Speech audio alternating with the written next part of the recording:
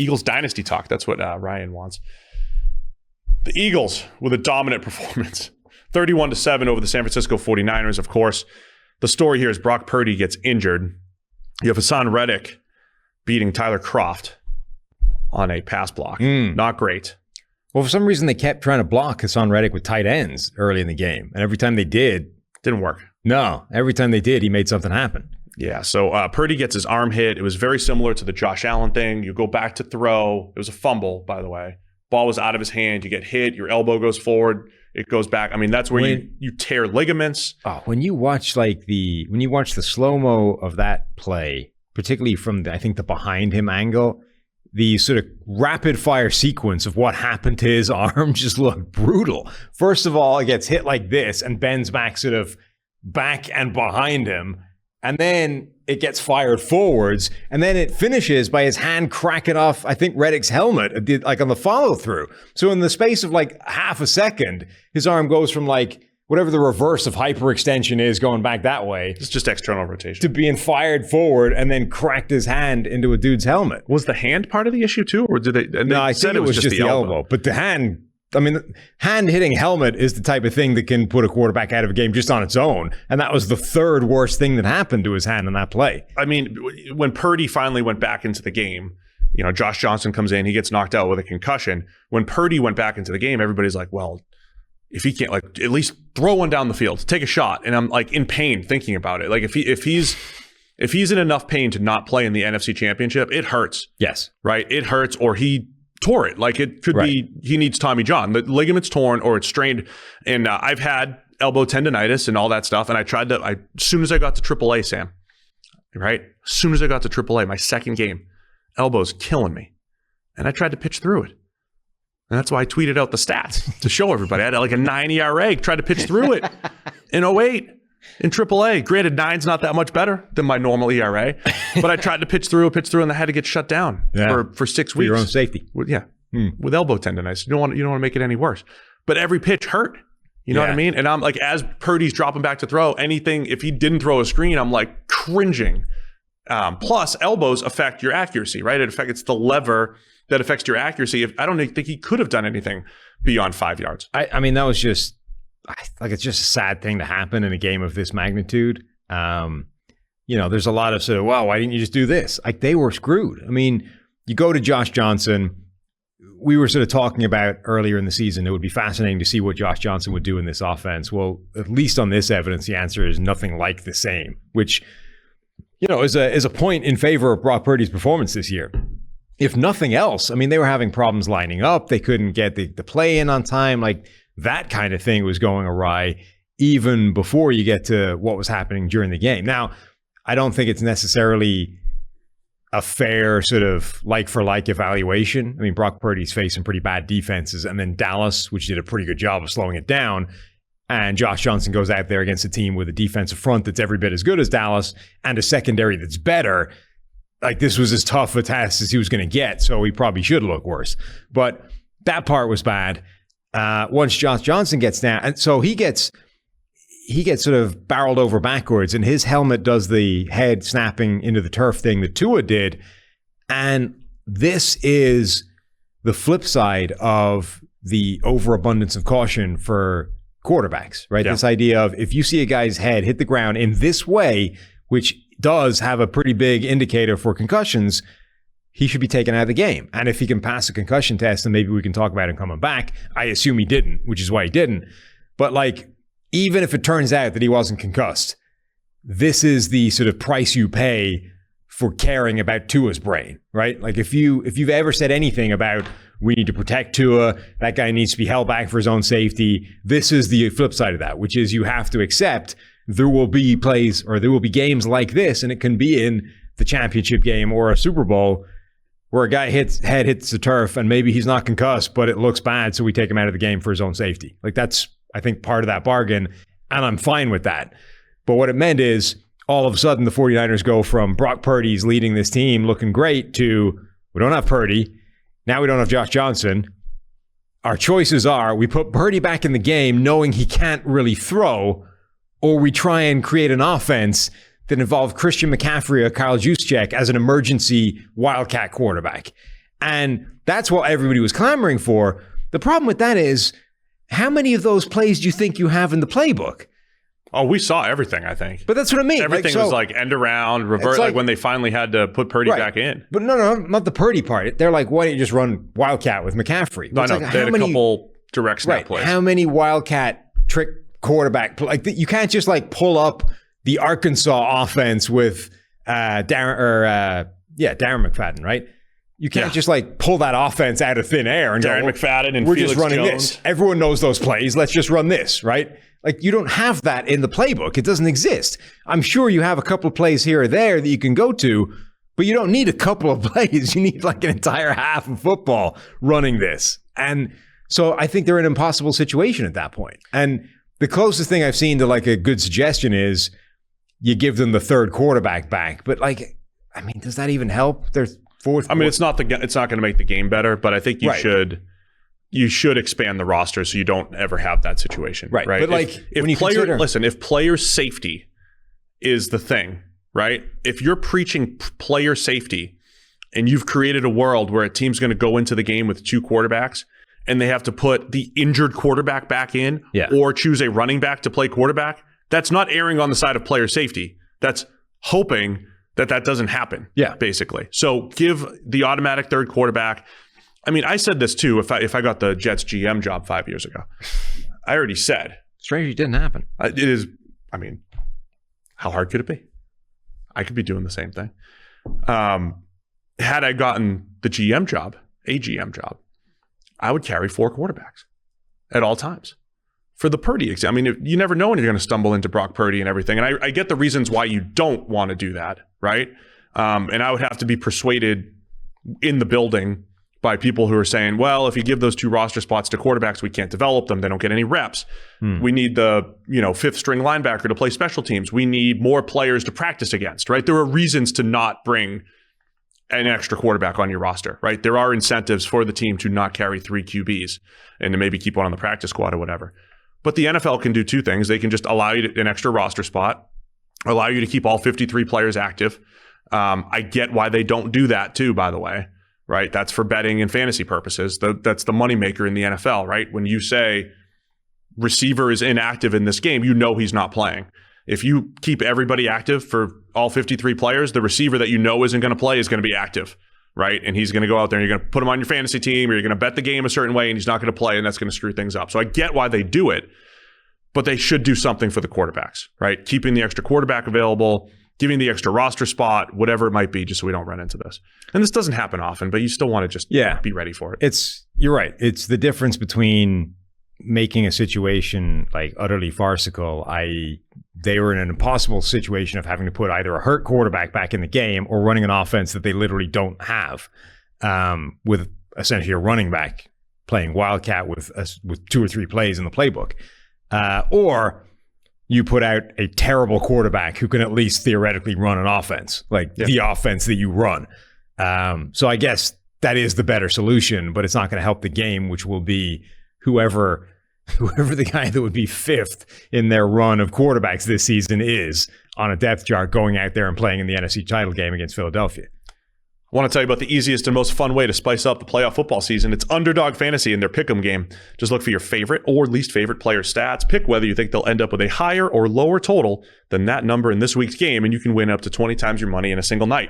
Underdog keeps it super simple with their easy-to-use website and mobile apps. Pick between 2 and 5 players for your Pick'em entry. Get all your picks right, and you'll take home some cold, hard cash. It's simple to get started. Just head to UnderdogFantasy.com or download the app. Sign up with promo code PFF. And Underdog will double your first deposit up to $100. That's Underdog Fantasy, promo code PFF. Get in on the action today. So, want to give Philadelphia credit. I mean, they played well. The turning point in this game, though, so early on, we'll start at the beginning of this game. Of course. Early on, the Eagles go for it on 4th and 3. And this decision leads to their first touchdown. Well, hang on. I want to take you back even further than that. I think the second play of the game, Fred Warner goes down with what looked like it could have been like a really bad shoulder injury, and maybe he's done for the game. He ends up coming back a couple of plays later. Maybe it was just a stinger. But immediately, you're sort of given this like shot across the bows of man, we spend all week like hyping up these games, two fantastic teams going up against each other. You're like, what if we just lose one of the most important players of the game immediately? Like right to injury, bam. Guy that you thought was going to be a pivotal person in this game just isn't there anymore. And you thought it was going to be Fred Warner. He comes back in the game, but then like a few plays later, it ends up being Brock Purdy. And it just sort of like, it's such a frustrating part of football that, you know, we spend all this time debating and analyzing and kind of talking through the various scenarios and what's going to happen. But it always is predicated with the starting assumption that everybody that is there is still going to be there as the game progresses. But inevitably, random ass injuries are going to take a couple of players from you. And the players that end up going down are like the most important part of any outcome. It's like, who are you losing? Tell me immediately who went down in the course of the game and when they went down, and I will tell you who won the game. Like, that's what you're dealing with here. And this, unfortunately, ended up being the most important position, goes down early, and immediately the game's just different. The game was completely different. The Niners defense, though, was playing tough. I mean, because Fred Warner came in. Did a good job. Both defenses, right. Like, the 49ers, obviously, at the point where you lose your quarterback, you're behind the 8 ball, you're playing with one hand behind your back, and they blew some run plays in particular. But, yeah, they were going to make this difficult for Philadelphia. So Fred Warner goes down, he comes back in, but it's 4th and 3 on this drive. The Eagles go for it. It wasn't one of those situations where people always go for it, right? I mean, it was on the edge. It was fringe, field goal, punt territory. They go for it on 4th and 3. Jalen Hurts rolls out, throws it up to Devontae Smith, who catches it. Catches it. Kyle Shanahan said after the game that he didn't challenge this 4th down catch because there was no immediate replay showing that it was incomplete. As true as that may have been, and they definitely took their time getting to a replay that showed how obvious it was that he didn't catch this, it feels like you could take your cue from the receiver that supposedly caught it, getting up and immediately signaling like, hurry up, snap it. Like, I've never seen a guy so obviously like telegraphing that there's something wrong with this play when the guy that supposedly caught it himself is the one like hustling everybody to the line. Maybe you just take a chance that there's something there. Yeah, you don't need to go to the booth. So there's two things here, right? The receiver, Devontae Smith in that case, is maybe giving you a hint. I mean, a friend of mine I would also say there are receivers I've seen catch the ball and do that before too. And I mean, if you're instinctual enough, like, can you, in the middle of a game, make a catch, know it's like a little bang bang, know that you caught it, and almost try to like induce a flag from somebody? I know it's not human nature. It's difficult to practice that. I've seen receivers get up and be like, let's go. I haven't seen a receiver get up and be that like insistent that, hey, quick. A friend of mine texted me and said, I've never seen a receiver like so convinced that he didn't catch the ball before. Like the tricky thing for Shanahan though is, like, at that point, not only are you relying on the fact that that's a signal, which I think it pretty clearly is, but you're then relying on the idea that replay has found it somewhere. Because the problem would be, like, it is a drop where it does come out, it comes loose. Devontae Smith is clearly showing you that. So you throw the flag, and then we spend 5 minutes looking through replays, and none of them show it. Even if it happened, it's just you don't get the angle, right? His body's in the way, you don't get the clear view, which you need to overturn it. That would have been the issue. But I still think, like, given how adamant he was, take a chance, throw the flag. I love that the NFL has gone to, what's the official term? Sky Judge, or call New York, or what did I say it was? After discussion. Quote, after discussion. Yeah. Right? Like somebody called me. Phone a friend? Yeah. After discussion. I love after discussion. After discussion's the MVP of the NFL playoffs. Isn't, though, like, the fact that which means we just got video evidence. I mean, in the Bengals game, they challenged a play, and then the ref comes up. He's like, "Actually, we're going to flip it right after discussion. We're going to flip the play. Save your challenge flag." I love that. Save every challenge flag and just get them right. Isn't, though, that so indicative of how the NFL treats this whole officiating thing? Which is there a single like sports league in the world with more opaque officiating than the NFL, who tries to hide any form of transparency with what they're doing, to the point where instead of saying there is a sky judge here doing this, we just sort of make believe, like, after discussion on the field, we've decided that, why don't you say New York phoned in and said this is the call? Who would hate that? The problem is maybe not the transparency there, but I think the inconsistency.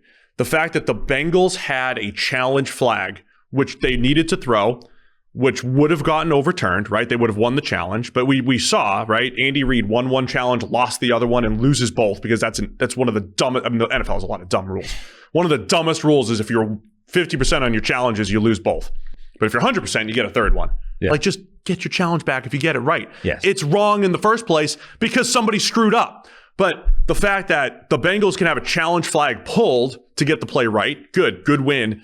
And the Niners just didn't get the after discussion call. They didn't get the replay in time back in New York. It's such an NFL thing that we have to create this sort of facade of, no, the officials just work things out on the field, as opposed to we got a call from New York that said, here's a replay we didn't see, so we're going to flip the decision. Just say it. Just explain what's happening. Don't dress it up in this facade of, actually, we nailed every call live on the field.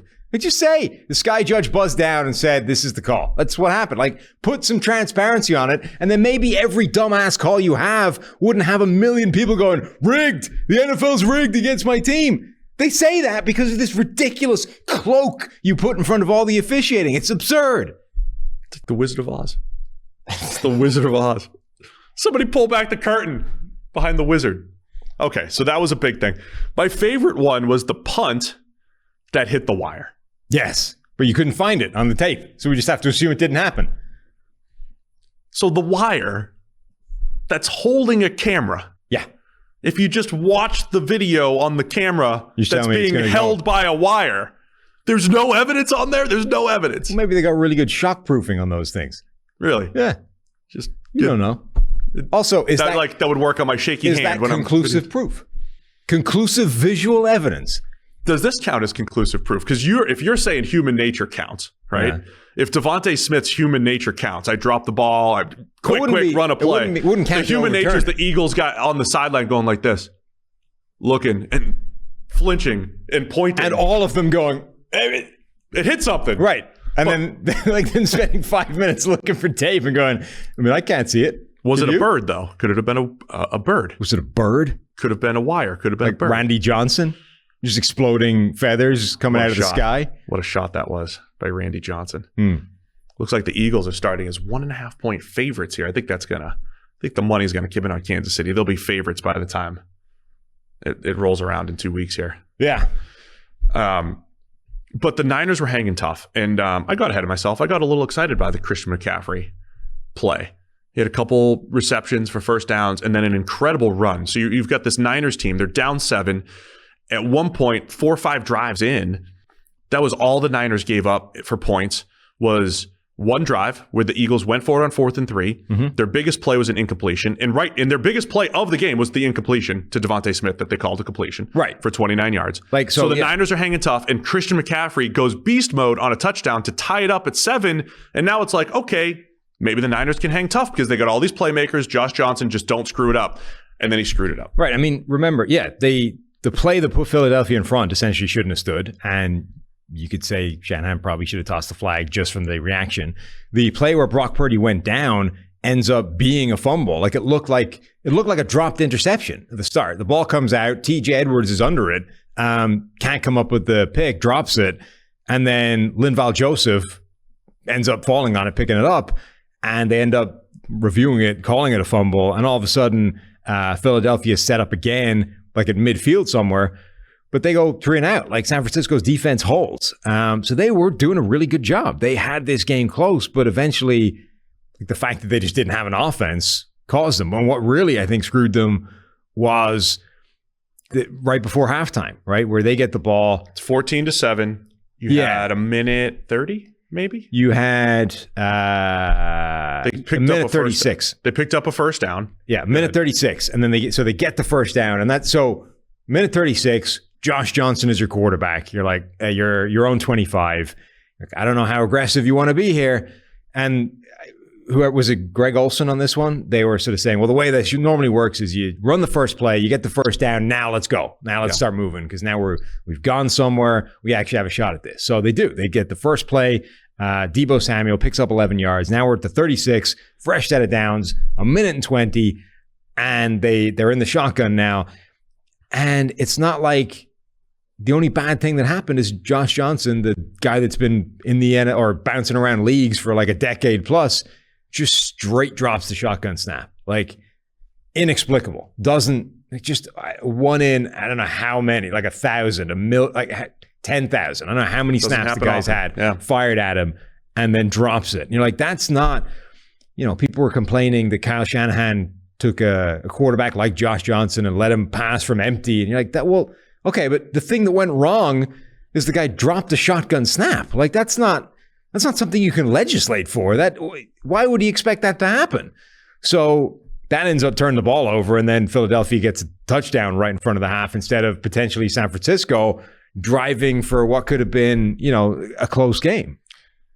Yeah, that was the difference in the game, right? You're down 7. You have to play that. I mean, you can't just take a knee there. And look, Shanahan's been on both sides of that, right? In the Super Bowl, he took a knee because he was afraid to go for it and give the ball back to Patrick Mahomes. In the Super Bowl a couple of years ago, he was probably too conservative in a game where you got to be aggressive because Mahomes will eventually get his points. You certainly can't do it once they get the first down.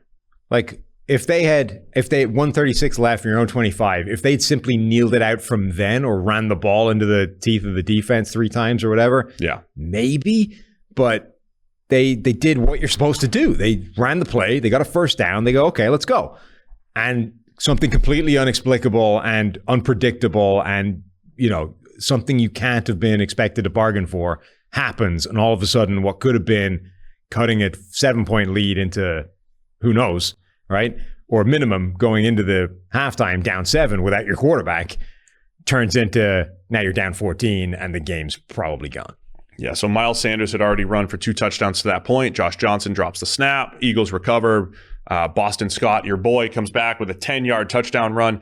I thought the Niners, it was interesting. Like, the Niners had some plays where they did a really nice job against the run. I thought there were parts of the Niners game plan that was really good. I thought they did a great job keeping Jalen Hurts in the pocket for the most part. It looked like Hurts a lot of the time was dropping his eyes and trying to escape, and every escape route in the pocket wasn't there. But that's where the penalties showed up again too, right? I mean, there was a lot of plays where the Niners would at least 2 third downs that got that got negated. 2 third down stops that got negated by penalty, where the Eagles converted because of a defensive hold or something that was happening down the field. I thought the Niners did a good job on that. I thought they did a decent job on Hurts scrambles, but then there were just some runs like Javon Kinlaw, former first-round pick, just getting mauled by double teams up front. There were just a few runs where the Eagles won. They just won up front, dominated, and that was like your 13-yard touchdown by Miles Sanders, your 10-yard run by Boston Scott. There was a few of those runs in there where the Eagles' offensive line just took over. I mean, the Eagles' offensive line generally this season just deserves a huge amount of credit. And in this game, they were dominant again. Lane Johnson is out there playing with like a torn adductor or something that's going to require surgery in the offseason. He's going back very early in the game. It looked like Nick Bosa was going to sort of see what he had, and very early, I think he bull rushed him and took him right back into Jalen Hurts. Like, this could be an issue. Like, if he was sort of feeling out the waters to see what Lane Johnson had, and that was his first indication, Bosa would have been feeling pretty good about himself. But that was basically it. Like, Lane Johnson cleaned it up after that one play, probably helped by the fact that Bosa was almost taken out by a freak leg whip on a punt play when he was just standing on the sideline minding his own business. Yeah, McCaffrey was dealing with a calf. Right. But every good 49er had some sort of issue today. But this, Nick Bosa potentially causing all kinds of problems and exposing Lane Johnson didn't happen. Lane Johnson ended up sort of bottling him up, holding down that right side of the line again. Him doing what he's doing, dealing with injury, is pretty insane. The offensive line generally playing as well as it did. I mean, it crushed that 49ers defense on a few plays. Just can't say enough good things about that offensive line across this year. And now, Philadelphia is going to the Super Bowl with arguably the best defense and offensive line in the NFL. Defensive line and offensive line. Yeah, it's going to be a great matchup. I think no matter which way it went, if healthy Niners or if the Bengals pull that off, it's a great matchup. To your point, though, if it was the Eagles pass rush against the Bengals offensive line, look, it was a close game last year, Rams and Bengals, with that type of mismatch. Aaron Donald and company going up against the Bengals O-line, but that Would have been a pretty bad one. A pretty bad mismatch. Yeah, two things about that, though. One, the Rams' defensive front was very much more a one-man show than the depth that the Eagles have. And number two, that effectively cost the Bengals the game. I know. It did. The last drive. It did. But Hassan Reddick was fantastic. Again, Javon Hargrave, he's hitting free agency. Just to reiterate what the Eagles have done, right? Javon Hargrave, who has been one of the best interior pass rushers the last 3 years, he's one of our top free agents coming up. James Bradbury at corner, one of our top free agents coming up. The Eagles paid a lot of money for Javon Hargrave a couple of years ago, but they paid almost nothing for James Bradbury.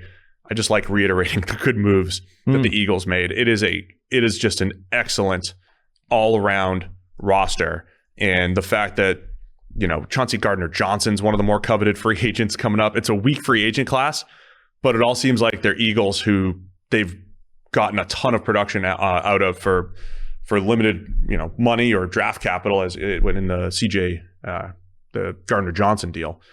So the Eagles are good, is what I'm trying to say. And they showed it today. Even though the Niners had no chance, they were overmatched. I thought they hung tough. Like the 31 points is not indicative of the Niners defense. No. In this one. No. If there are concerns for the Eagles, I don't think the pass offense wasn't great in this one. It wasn't. There was a couple deep ball attempts. There was a complete miss. A.J. Brown had a step. Hurts overthrew him. There's a couple contested catches that the Niners made good plays on, but the offense wasn't great. I know it's the Niners defense, but the offense wasn't great really for the Eagles despite the 31 points. A lot of short fields. That's what leads to 31 points. Right. You don't just look at the points and say it was the offense. And by the way, the other thing about that punt that hit the wire and then they couldn't find it so it stood is if the punt hit the wire, it would have negated the penalty on the play as well. So it would have been a huge swing in field position. If they got a do-over on that because the ball hit the wire, it takes away the penalty on the play, which didn't happen because the play didn't happen. So that would have been a swing of like 30 yards in field position. Oh man, the people are highlighting the missed hold by Orlando Brown on that last play. Yeah, people are highlighting a lot of things. See, the problem is, one of the problems is a lot of people don't actually know the rules.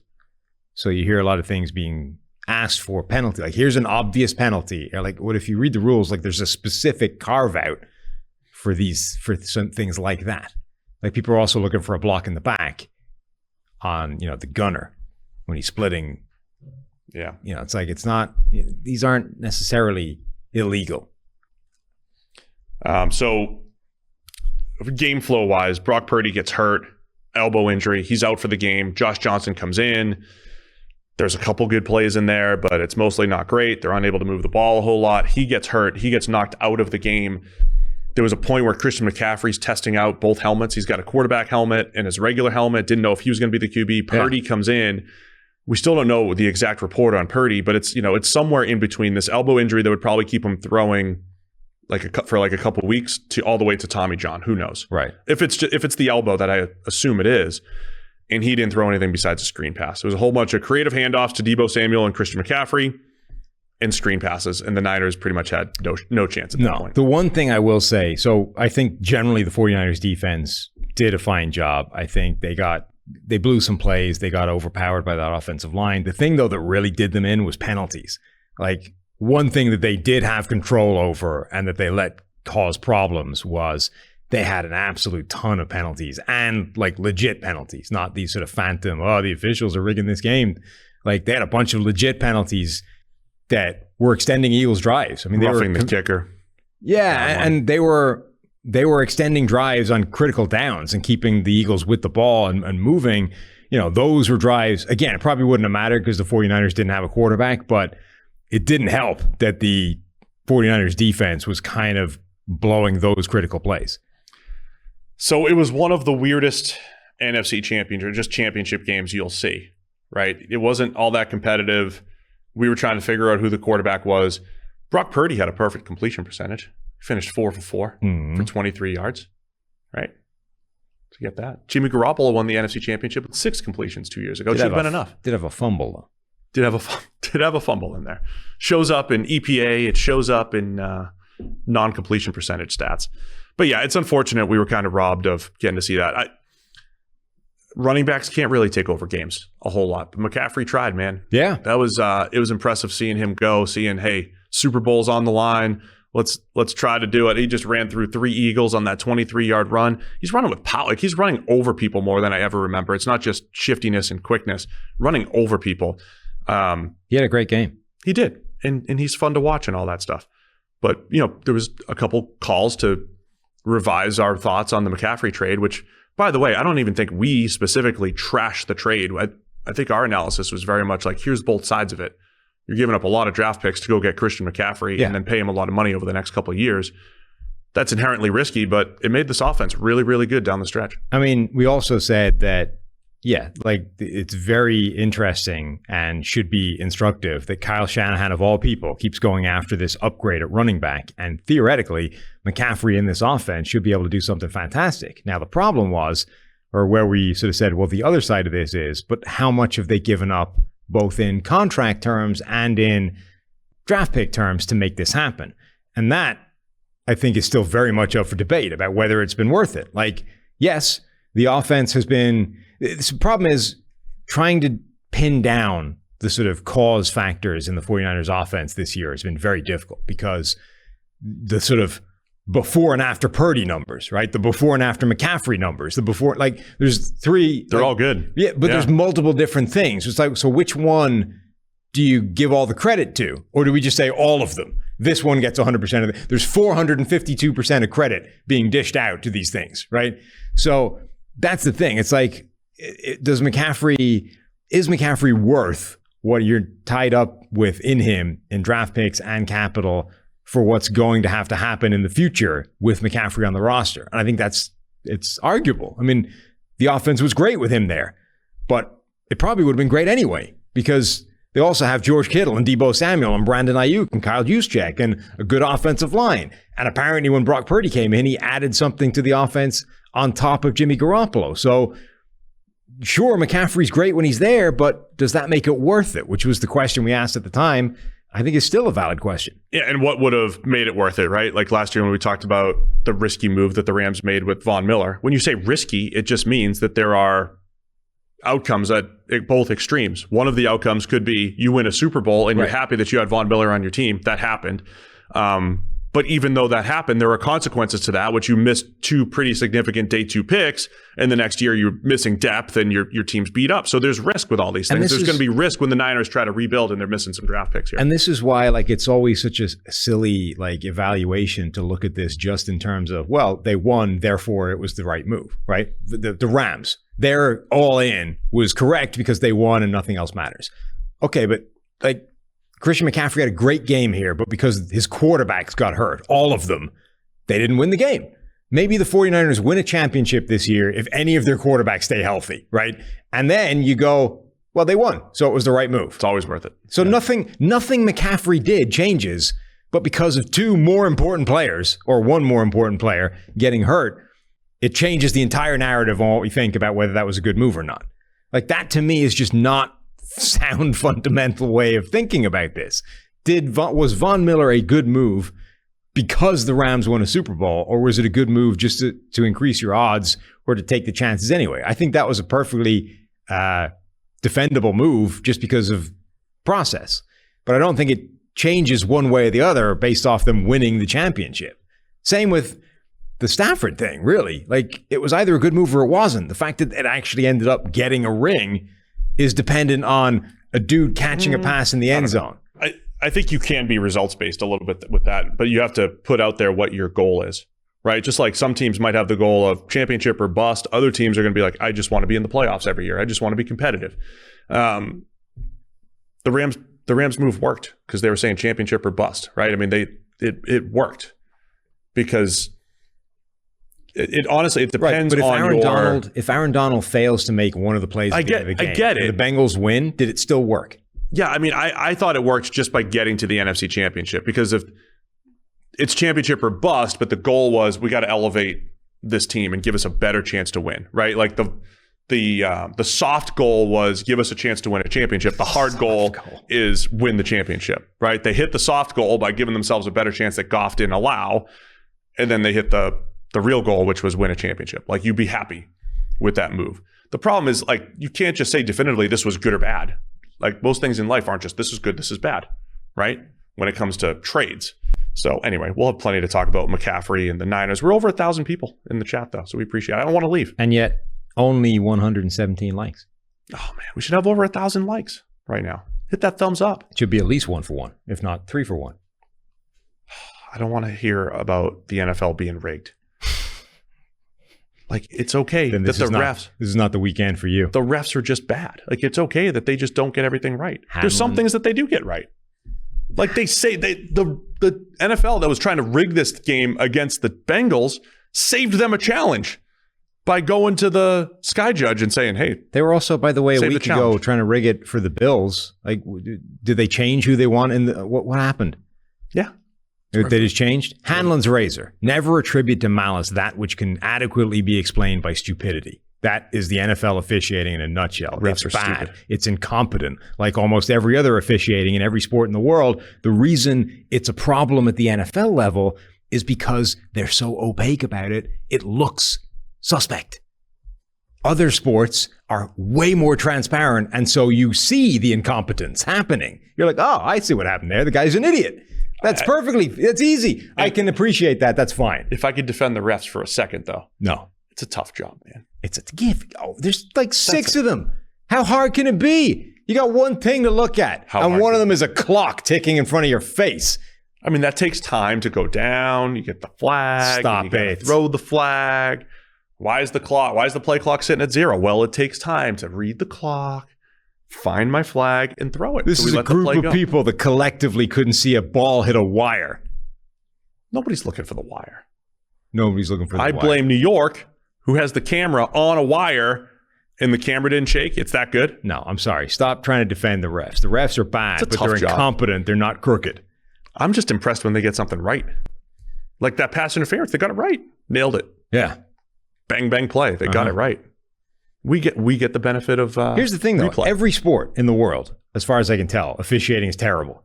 Yeah. But most other sports go out of their way to try and create a level of transparency so that you can see the reason these shitty decisions are happening is because we're just not great at this. Yeah, it's not just really because we're rigging the system against you. Like, if I'm not going off on a rant about this, but like this is why people hate VAR, right? Because it's opaque. It's behind the curtain. You just see this video and then somebody draws some lines on it. You go, nope, no goal. What? Well, I can see it's a goal. They created this level of shadiness around it all, and now everybody's going, oh, well, it's rigged. VAR's rigged. It's crooked. This is absurd. No, it's just incompetent. It's a bad system, so it looks bad. But when you hide the reasoning, that's when people start going crazy. Oh, man. Be more transparent, NFL. Yes. And stop letting players push the man with the ball.